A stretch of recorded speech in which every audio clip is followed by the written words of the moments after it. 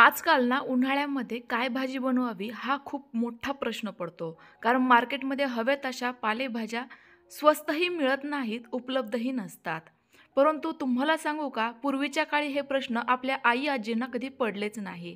कारण त्यावेळेला पौष्टिक तर खाणं होतंच, पण त्यासोबत असे वेगवेगळे प्रकारही बनवले जायचे. त्यातीलच आज आपण एक प्रकार बनवतोय ते म्हणजे कढी भजे. याला तुम्ही हॉटेलमध्ये कढी पकोडा म्हणून मटकू-मटकू खात असाल, पण ही भाजी ना आपल्या पारंपरिक पद्धतीचीच आहे आजी-आजोबांच्या काळातली. ही भाजी बनवली की मला याला पर्याय आणखी कोणतीही भाजी बनवावीच लागत नाही. मस्तच झाली आहे. तुम्ही देखील नक्की ट्राय करा. त्याकरिता व्हिडिओ शेवटपर्यंत नक्की बघा.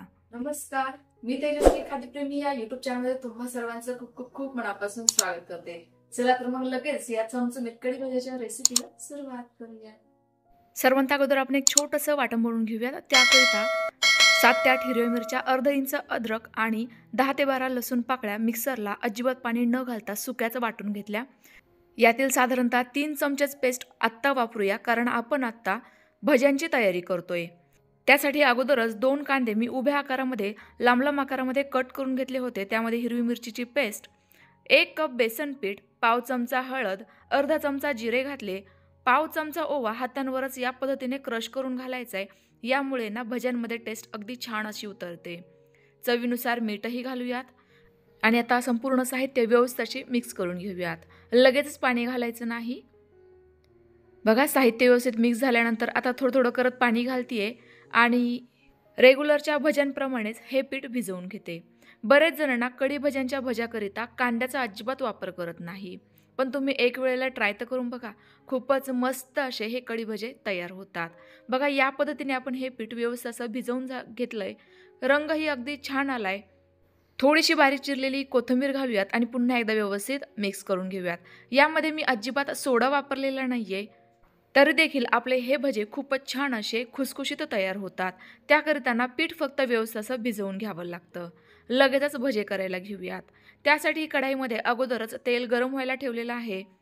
आता नेहमीच्या पद्धतीनेच अगदी छोटे छोटेसे भजे सोडून घेऊयात.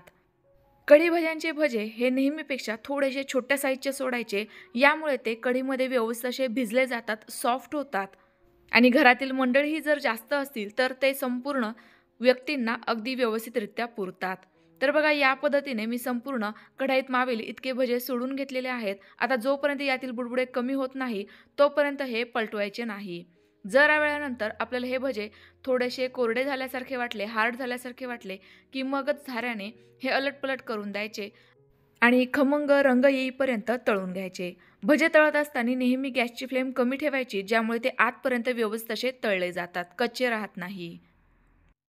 बघा, एकसारख्या रंगावर खरपूस आपले हे भजे तळून तयार झालेले आहेत. वरून कुरकुरीत आहेत तर आतून सॉफ्ट आहेत.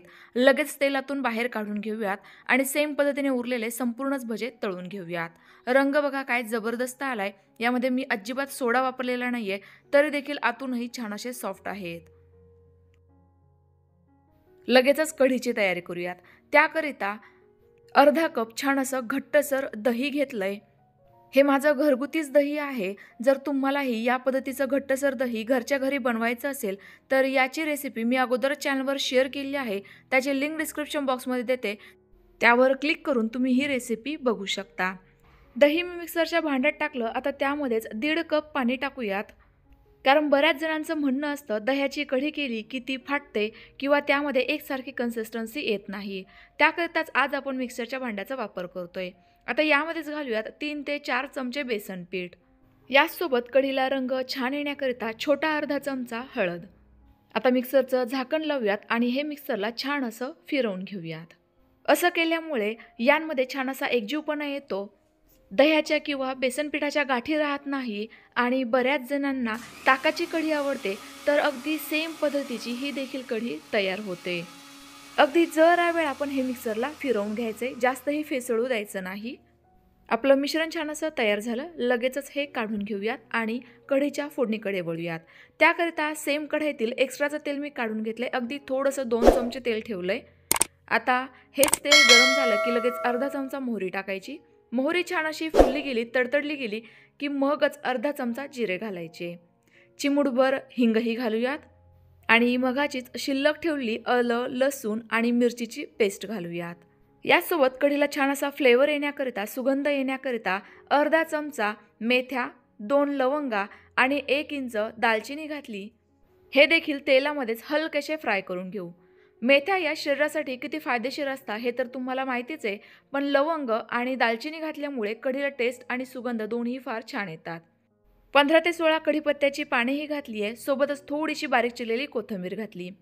कढीपत्ता घालत असताना त्याचे थोडेसे जे देठ असतं, काडी असते ना, ती देखील तोडून टाकायची. यामुळे कढीला सुगंध छान येतो. संपूर्ण मसाले व्यवस्थित परतवून घेतले होते. लगेचच हे तयार करून घेतलेलं दह्याचं मिश्रण घालायचं आहे. गरज वाटली तर लगेचच थोडंसं आणखी पाणी घालायचं आहे. हे देखील मी मिक्सरच्या भांड्यात घालूनच घालते, ज्यामुळे मिक्सरच्या भांड्यात थोडंफार मिश्रण चिकटलं असेल तर ते निघून येईल. तर बघा, साधारणतः या कन्सिस्टन्सीची मी ही कढी करून घेतलेली आहे. तुम्ही ज्यावेळेला कढीमध्ये वरून पुन्हा एकदा पाणी घालताना ते पटकन टाकायचं आहे, ज्यामुळे कढीची टेस्ट टिकून राहते, पांचट लागत नाही. आता या कढीला आपण फक्त एक हलकीशी उकळी काढून घेणार आहोत. कढी ही जास्तही उकळू द्यायची नसते. जर ही जास्त उकळली तर ती फाटू शकते. आता कढीला उकळी आल्यानंतर सर्वात शेवटीच मीठ घालायचे. यामुळे देखील कढी अजिबात फाटत नाही. रंग बघा काय सुरेख आलाय, कारण मी हळद ही दह्याचं मिश्रण मिक्सरला फिरवत होते त्याच वेळेला घातलेली होती.